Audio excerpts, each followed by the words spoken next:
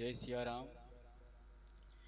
सुन सुरेश उपदेश हमारा, राम ही सेवक परम पियारा।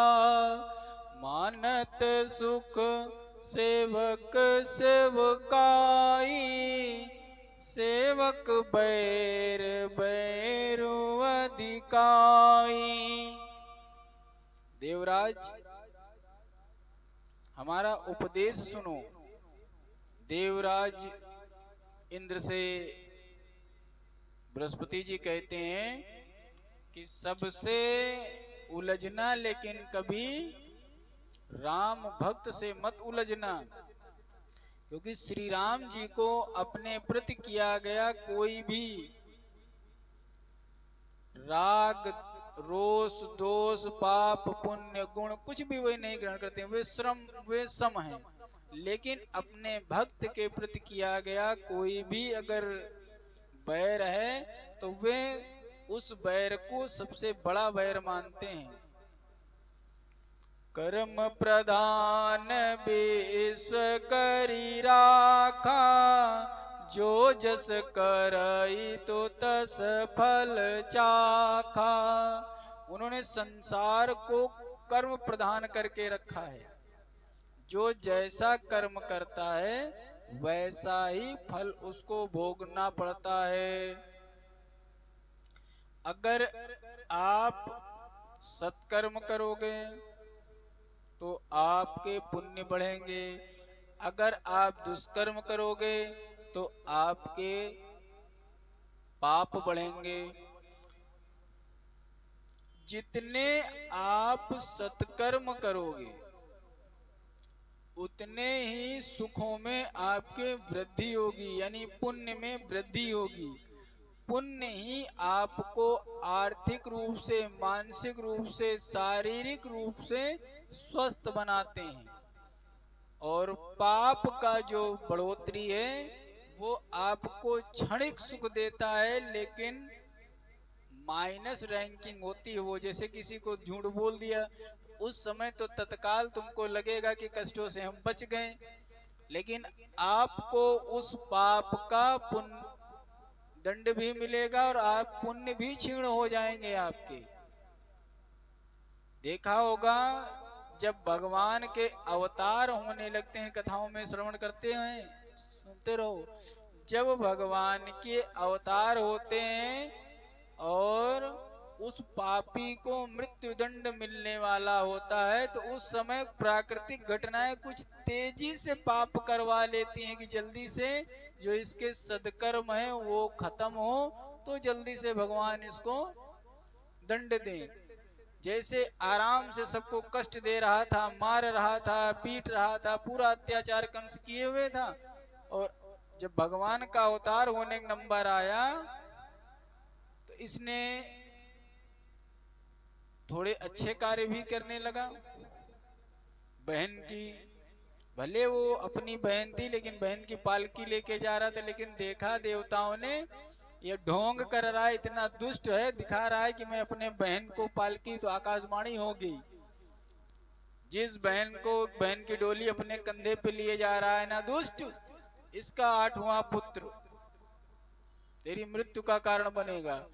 तो संसार में सबसे बड़ा दोष होता है, जैसे एक जीवित व्यक्ति की हत्या करो और उससे एक किसी भ्रूण हत्या कर दो, किसी बालक की हत्या कर दो, किसी सोते की हत्या कर दो, किसी ग्रह पीड़ित की हत्या कर दो, किसी निर्दोष की हत्या कर दो, तो 100 गुना पाप मिलता है। तो इसने गर्भ को नष्ट करना, मतलब छोटे नवजात शिशुओं को मारना शुरू कर दिया। तो विधि का विधान ऐसा हो गया, इसका पाप का घड़ा जल्दी भरने लगा। और जल्दी हो प्रभु, पृथ्वी परेशान थी, तो इसकी सेविका पूतना के द्वारा ब्रज के सारे पुत्र मार दिए गए। तो उस समय जल्दी जल्दी पाप होने लगते हैं, और व्यक्ति उस पाप के मद में, अपने अहंकार में चेत नहीं पाता है कि हम सुधर जाएं, कुछ गड़बड़ होने वाला है। अब देख लो, रावण कितने युगों तक बढ़िया राज कर रहा था, और लास्ट में जब देखा कि कुछ नहीं हो रहा है तो इसने स्त्रियों का अपहरण शुरू कर दिया। कहीं नल कुबेर की पत्नी, देवताओं की, ऋषियों की पुत्रियों को उठा ले जाए। भगवान ने कहा ठीक है, विधि का विधान ऐसा हुआ कि शेर के मुख में हाथ डाल दिया, सीता जी को उठा ले गया और वो अपहरण आखिरी अपहरण हुआ। तो भगवान ने कहा, यहाँ गुरु जी क्या कह रहे हैं वशिष्ठ जी, यहाँ पर बृहस्पति जी देवराज को समझा रहे हैं कभी पंगा भक्तों से मत लेना। भगवान के प्रति कुछ भी करते रहो, कुछ नहीं बोलेंगे, क्योंकि उनको सुख दुख नाम हानि से कोई चिंता नहीं है। महाराज अम्बरीश पत्नी सहित एकादशी का व्रत किया। 1 वर्ष तक अखंड व्रत किया था।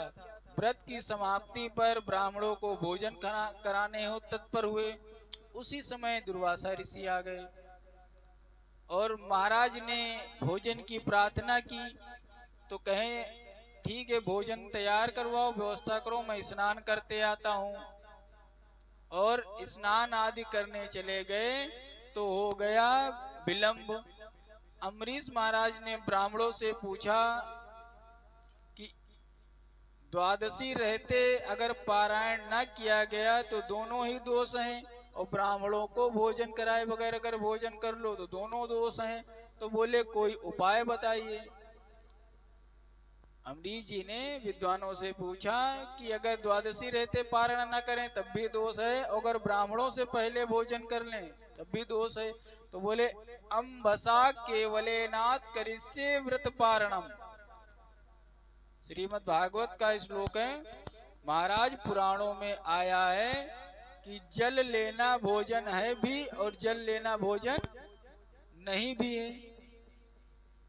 जल लेना भोजन है भी और जल लेना भोजन नहीं भी है। तो अम्बरीश महाराज ने जैसे ही जल का पारण किया वैसे ही दुर्वासा ऋषि आ गए और इन्होंने क्रोध में से एक सिर से जटा उखाड़ी और पृथ्वी पर पटाक दिया। एक कृत्या उत्पन्न हो गई। और कृत्या ऐसी जिसको मूठ मारना बोलते हैं, कि जो है किसी पर मूठ चला देना, कृत्या छोड़ देना, तो वो मृत्यु एक अम्बरीश महाराज की तरफ दौड़ी। परंतु जैसे वहां अम्बरीश महाराज के पास में पहुंची तो उसी पर अपने भक्त की रक्षा के लिए वहां सुदर्शन चक्र खड़ा था। उसने कृत्या को तो नष्ट कर दिया और दुर्वासा ऋषि के पीछे लग गया। अब महाराज आगे आगे दुर्वासा जहां जहां जाए उनको पीछे पूछे सुदर्शन चक्र की जो ऊर्जा है, जो गर्मी है, वो जलाए। अब उस तेज से जलने के लिए जहां जाए सुदर्शन चक्र पीछे। किसी देवता ने दुर्वासा जी को शरण नहीं दी। अंत में जो कोई जाए तो बोले सुदर्शन से रक्षा कौन कर पाएगा महाराज, जो जाए वो हाथ जोड़ ले महाराज, आज ने कोई और दिन आ जाए, आज रहने दो, आज हम बिजी हैं। तो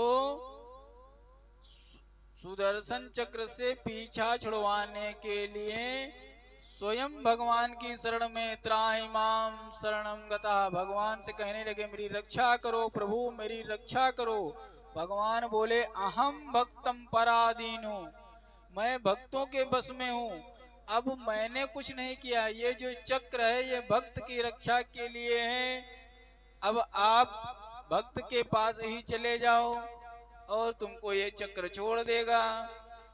उन्हीं भक्त से जाकर के क्षमा मांगो। दुर्वासा ऋषि अम्बरीश महाराज के पास आए, क्षमा याचना करने लगे। अम्बरीश महाराज हाथ जोड़ करके खड़े हो गए, प्रभु हमसे आप क्षमा मांग करके हमको लज्जित ना करिए। और सुदर्शन महाराज से कहा कि अगर कोई महाराज से गलती हो गई हो तो क्षमा करो और हमारे पूजनीय इन जाओ पीछे। तब जाके दुर्वासा जी के प्राण बचे थे। ऋषि दुर्वासा द्वारा भक्त को सताने की जो कथा है सब वेद शास्त्रों में वर्णित है। महाराज बृहस्पति जी ने सुनाया, उनसे बढ़ के नहीं हो कि तुमरे। उन दुर्वासा ने एक श्राप दिया था, सारी सृष्टि से श्री नष्ट हो गई थी, इतने तेजस्वी थे। उनसे बढ़ के तुम हमको लग रहा नहीं कि पंगा ले लो। तुम भागे भागे घूम रहे थे, कितने दिन कमल की डंडी में घुसे रहे हो उनके श्राप की वजह से। सारा संसार श्री राम को जपता है और श्री राम जी भरत का चिंतन करते रहते हैं। यानी सारा संसार भगवान कृष्ण को पूजता है और कृष्ण जी राधा राधा करते रहते हैं। हमारी बात से सिद्ध हो गया दोनों एक हैं, कोई भी अंतर नहीं है जरा सा भी। हर समय हृदय में चिंता लगी थी, वन में तो टहल रहे थे, क्या मेरा भरत कैसा होगा, कहीं आ न जाए, कहीं खोज न ले। इस चिंता से मुक्ति के लिए कृष्णावतार में हर समय जपते तो राधा राधा थे, लेकिन राधा ने कहते जाओ तुम्हारी लीलाओं में मैं ही जाने वाली, मैं ब्रज छोड़ करके कहीं नहीं जाऊंगी। जितने रसिक जन हैं, जितने भक्त जन हैं, जितने प्रेमी जन हैं, उन सब को लेकर के मैं ब्रज में रहूंगी और सबकी मनोकामना पूरी करूंगी। तुम्हारी लीलाओं के फेर में मैं नहीं पड़ने वाली। तो जितने जब कहीं काम तुम्हारा कन्हैया ना सुने तो लगा दो अर्जी किसके यहाँ, राधे राधे जपते रहो, सारे काम हो जाएंगे। और जैसे जाकर नाम भरत सोई, कहते हैं जिसके घर में पूरा ना पड़ता हो, खाना पीना ना होता, दरिद्रता आती हो, किसका भजन करो, भरत जी की चौपाई जपो, भरत जी का नाम ध्यान करो। आपके घर में कभी भरत अकाल नहीं पड़ेगा, कभी भूखो नहीं मरोगे, उन्नति उन्नति रहेगी। राम भगत परहित निरत, पर दुख दुखी दयाल। एक कोई चिंता नहीं है श्री राम को, लेकिन क्या है, मेरा भरत मेरी वजह से बहुत दुखी होगा। जैसे हर समय मन में राधा राधा चलता रहता था, वैसे हर समय भरत भरत चला करता है।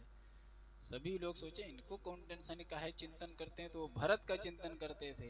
हे देवराज इंद्र भगत शिरोमणि भगते जनि डर पहुं सुरपाल। इसलिए श्री राम जी के भक्त सदा दूसरों के हित में लगे रहते हैं, वे दूसरों के दुख से दुखी और बड़े दयालु होते हैं। और फिर भरत जी तो भक्तों के शिरोमणि, उनसे बिल्कुल तुम डरो मत, उनसे तुम कोई बैर न रखो, ना तुम्हारा उनको तुच्छ है तुम्हारा इंद्रासन और सुखासन और तुम्हारे सुख दुख से। भरत जो राम राज्य को ग्रहण ना करे, राम के द्वारा जो भी सुख दिया गया वो न ले, राम को मांगे। एक पलरे में वैभव सारा समस्त का संसार का वैभव रखा हुआ है और दूसरे पलरे में सिर्फ राम जी के चरण रखे हुए हैं। तो भरत जी चरणों का ध्यान करने वाले हैं। अब समझा रहे हैं कोई तरीके से, कहीं देवराज इंद्र जरा सी भी गलती ना कर देने, लेने की देने पड़ जाए। इसलिए भरत जी राम जी की आज्ञा अनुसार चलने वाले हैं और तुम व्यर्थ में स्वार्थ के वशीभूत हो रहे हो, और यह सब तुम्हारा मोह है। इसमें भरत जी का नहीं क्या, किसी के काम आए जो उसे इंसान कहते हैं, पराया दर्द अपनाए उसे इंसान कहते हैं। ये दुनिया एक उलझन है, कहीं धोखा कहीं ठोकर, कोई हंस हंस के जीता है, कोई जीता है रो रो कर। कर ले जो कर ले ठीक गलती को उसे इंसान कहते हैं। लेकिन यहाँ देवता तो इंसान है नहीं, उनको तो अपने स्वार्थ का मतलब चाहिए। बार बार देव गुरु बृहस्पति की बातें सुनकर देवराज इंद्र भरत जी के स्वभाव की प्रशंसा करते हुए अब जिधर जिधर भरत जी चल रहे हैं, देवलोक के देवता और इंद्रादि उन पर पुष्प की वर्षा करने लगे। सतगुरु तुम्हारे प्यार ने जीना सिखा दिया, हमको तुम्हारे प्यार ने इंसान बना दिया। भूला हुआ था रास्ता, भटका हुआ था मैं, हम हमको तुम्हारे ज्ञान ने मार्ग बता दिया। झुक कर किसी को आज तक, झुक कर किसी को आज तक सजदा नहीं किया। वो सिर भी मैंने आपके आगे झुका दिया। दुनिया की चकाचौंध में भटका हुआ था मैं, दुनिया की चकाचौंध में भटका हुआ था मैं। अब तो गले लगा लो, मन सबसे हटा लिया। क्षमा याचना करते हैं। ए विधि भरत चले मगमाई, दशा देखी मुनि सिद्ध सियाई। देवराज इंद्र भरत जी पर पुष्प वर्षा करते हैं, देव गुरु बृहस्पति की स्तुति करते हैं और रास्ते में सभी ऋषि मुनि उनको देख करके प्रसन्न हो रहे हैं, आनंदित हो रहे हैं। भक्ति का साक्षात स्वरूप दर्शन हो रहा है। आगे भगवान के दर्शन किए, कितने सौभाग्यशाली हैं वो वनवासी। दंडकारण्य पहले भगवान के दर्शन किया, जगत जननी आदि अम्बा के दर्शन किया, इस सृष्टि को धारण करने वाले शेषनाग जी के दर्शन किया। अब जब भक्ति आगे आगे भरत नंगे पैर चल रहे हैं, जैसे साक्षात भक्ति स्वरूप का दर्शन किया और जैसे तुम्हारे हृदय में भक्ति के दर्शन होते हैं तो एक से एक तपस्वी संत सदगुरुओं के दर्शन हो जाते हैं। क्या संसार में वो पाने को कुछ रह गया उस समय? संसार में ऐसी कोई चीज बची जो उन वनवासियों को न मिली हो, जिनको लोग आदिवासी कहते थे? आज उनसे बड़ा कोई बड़भागी है?